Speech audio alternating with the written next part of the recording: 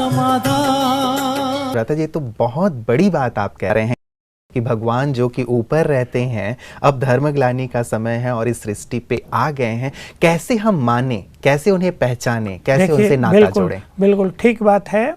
भगवान सबका है और वो सबके लिए आता है। उसको ज्ञान देने, उसकी पहचान देने के लिए, उसके ज्ञान देने के लिए हम लोग तत्पर हैं।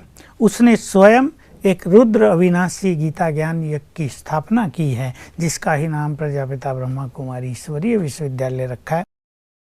परमात्मा का संदेश दे रहे हैं, परमात्मा का ज्ञान दे रहे हैं, उसे कैसे मिला जाए उसकी विधि सिखा रहे हैं। तो ये कार्य चल ही रहा है। देखिए, हमारे इस ईश्वरीय विश्वविद्यालय में बहुत सारे तरह के लोग आते हैं और मुख्य एक बात जानकर वो कहते हैं कि आप लोग ये पवित्रता की बात, ब्रह्मचर्य की बात क्यों कर रहे हो। और लोग ये भी कहते हैं अगर आप इसे छोड़ दो तो सारी दुनिया आपके पीछे आ जाएगी। हमने इस पे बहुत लंबी चर्चा की भी है भ्राता जी। आपकी फिलोसॉफी इतनी सुंदर, सिंपल और प्रैक्टिकल है, सारा संसार उमड़ पड़ेगा ब्रह्मा कुमारियों का ज्ञान लेने के लिए। लेकिन आप ये पवित्रता की बात, ये ब्रह्मचर्य की बात, ये व्यसन मुक्ति की बात क्यों करते हो?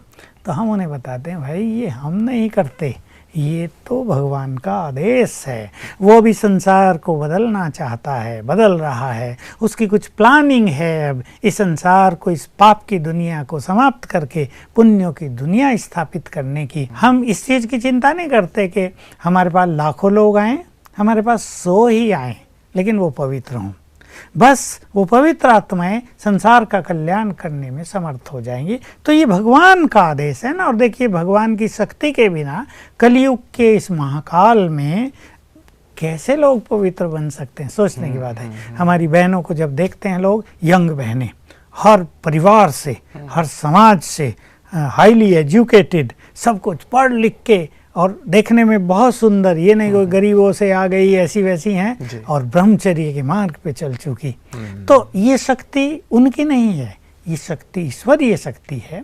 उसकी शक्ति से, क्योंकि वो इस संसार को प्योरीफाई करना चाहता है, पाप अति में चला गया है, इसको नष्ट करना आवश्यक है, नहीं तो मनुष्य को खा जाएगा। मानव में मानवता रही नहीं, बाकी जो थोड़ी बहुत बची वो भी समाप्त हो जाएगी। तो ये उसने यज्ञ रचा है जिसमें पाप की दुनिया की आहुति पड़ जाएगी और नवयुग का उदय हो जाएगा। बिल्कुल, बहुत सुंदर बात भ्राता जी आपने कही। तो परमात्मा ने इस जो यज्ञ आप कह रहे हैं, रुद्र ज्ञान यज्ञ की रचना की। परमात्मा चूंकि सबके पिता हैं भ्राता जी, चाहे वो हिंदू हैं, मुस्लिम हैं, सिख हैं, ईसाई हैं, तो ये सभी लोग फिर क्यों नहीं आ रहे हैं और क्यों भगवान को पहचान करके उनसे वो जो देने आए हैं नहीं प्राप्त कर रहे? देखिए, हम तो सबको संदेश दे रहे हैं।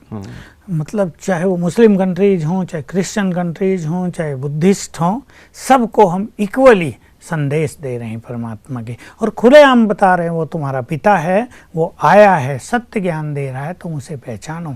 लेकिन धर्मों में कट्टरता भी बहुत होती है, चाहे वो अपने धर्म को फॉलो करते हो या ना करते हो। तो परमात्मा कट्टर ऐसे रहते में, भ्राता जी बीच में मैं आपको रोक रहा हूँ, क्षमा चाहूंगा, भगवान ऐसे में अपनी शक्तियों को यूज क्यों नहीं कर रहे हैं कि मैं आ गया हूँ, तुम मुझे पहचानो? यदि वो चाहे तो अपनी शक्तियों के माध्यम से सभी को ये बता सकते हैं कि हाँ, मैं तुम्हारा पिता हूँ, आ जाओ अब तुम मेरे पास। नहीं, वो सचमुच बता रहा है, उसने अपनी शक्तियों का प्रयोग किया है, लेकिन फिर भी मनुष्य की बुद्धि पर ऐसा आवरण है कि वो उस चीज को देखकर भी इग्नोर कर देता है कि हो सकता है ये इनकी कल्पना हो सकता है ये इनका जादू टोना हो, ये पता नहीं क्या क्या कर रहे हैं। ऐसे भी बहुत सारे केस हुए जिनके सामने भगवान के स्पष्ट रूप आ गया, साक्षात्कार हो गए, और जब उसे होश सी आई, वो नॉर्मल हुआ, कहा पता नहीं क्या था, सपना था या किसी जादू कर दिया था मेरे पे। तो भगवान का कार्य, उसका संदेश, उसका ज्ञान सारे संसार के लिए है।